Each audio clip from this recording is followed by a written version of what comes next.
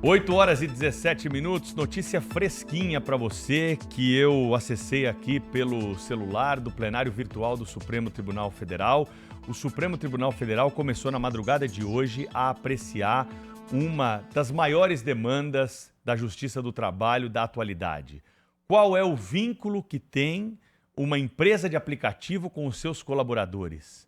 Nós podemos colocar as regras da CLT para esse regime aí, essa ligação de trabalho ou não? A Justiça do Trabalho tem reconhecido esse vínculo e isso está sendo contestado agora na Suprema Corte. Já há decisões do Supremo, decisões monocráticas, que colocam um posicionamento diferente do que a Justiça do Trabalho tem decidido, o que gera, de alguma forma, uma insegurança jurídica.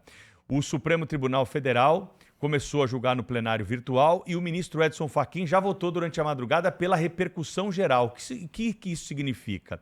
Que a decisão que for tomada pelo Supremo nesse caso vai ser usada também para outros casos semelhantes. Como eu disse, as decisões que nós temos até agora do Supremo Tribunal Federal não são colegiadas, mas são decisões diferentes daquelas decisões da Justiça do Trabalho. O Supremo diz que não é possível reconhecer esse vínculo empregatício das regras da CLT para esse tipo de relação do trabalho. Por quê? Porque não há habitualidade, não há subordinação, não há necessidade desses requisitos que estão previstos na legislação para você definir a contratação pela CLT. O que isso quer dizer no resumo da ópera?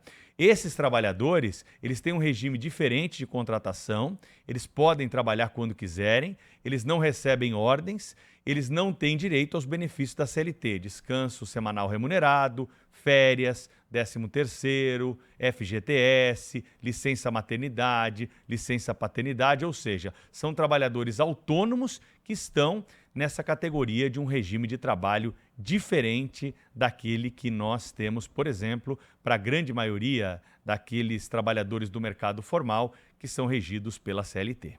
E essa é uma discussão das mais interessantes, não é, Pedro? Porque se hoje não há a possibilidade de se vincular esse tipo de trabalhador à CLT, e acho que isso não cabe mesmo, não é? A pessoa pode optar por trabalhar uma vez por semana, uma vez por mês, pode, se quiser, trabalhar o dia inteiro, enfim.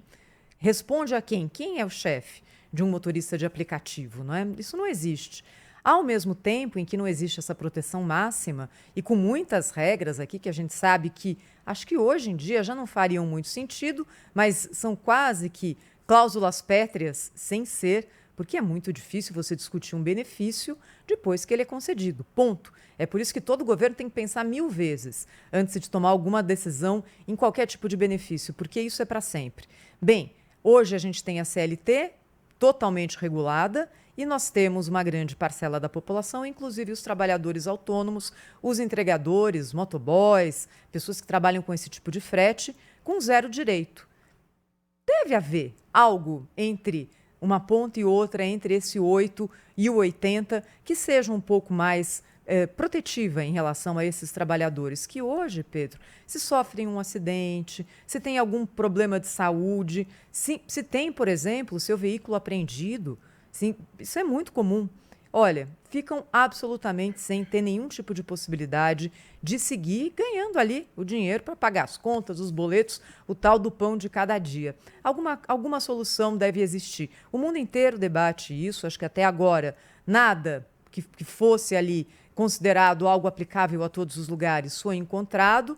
Em alguns lugares, em alguns países, por exemplo, a justiça disse o seguinte: o motoboy tem o mesmo direito de um trabalhador registrado em carteira. Essa coisa de carteira é do Brasil, não é? Mas do trabalhador formalmente registrado. E aí o que acontece? Esse tipo de prestação de serviços deixa de ser interessante para o aplicativo. Não é possível seguir. E aí isso gera desemprego. Achar essa coluna do meio, acho que hoje é o nosso grande desafio. E o ideal, né, Thaís, é que isso viesse de um projeto de lei no Congresso Nacional, discutido aí com especialistas da área do direito do trabalho, ouvindo as empresas de aplicativos, representantes dos trabalhadores. É uma categoria que ainda não tem, né, uma unidade para esse tipo de discussão.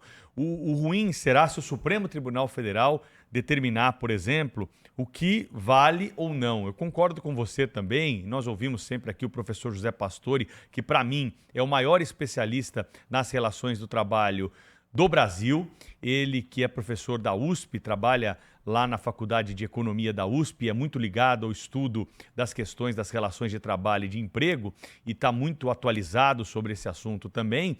Nós vamos ter que encontrar uma maneira de colocar no nosso ordenamento jurídico e na proteção, principalmente previdenciária, esses trabalhadores que hoje são colaboradores, são chamados assim, colaboradores dessas empresas. Nós estamos falando aqui, sem querer fazer propaganda, mas do Uber, do iFood, do Rappi, esses aplicativos que estão espalhados hoje pelo Brasil e tantos outros. Esse caso do Supremo Tribunal Federal é um caso que envolve a empresa Uber, com um dos seus colaboradores. A Justiça do Trabalho disse o seguinte, olha, vocês aí da empresa vão ter que registrar esse funcionário porque está estabelecido o vínculo de trabalho.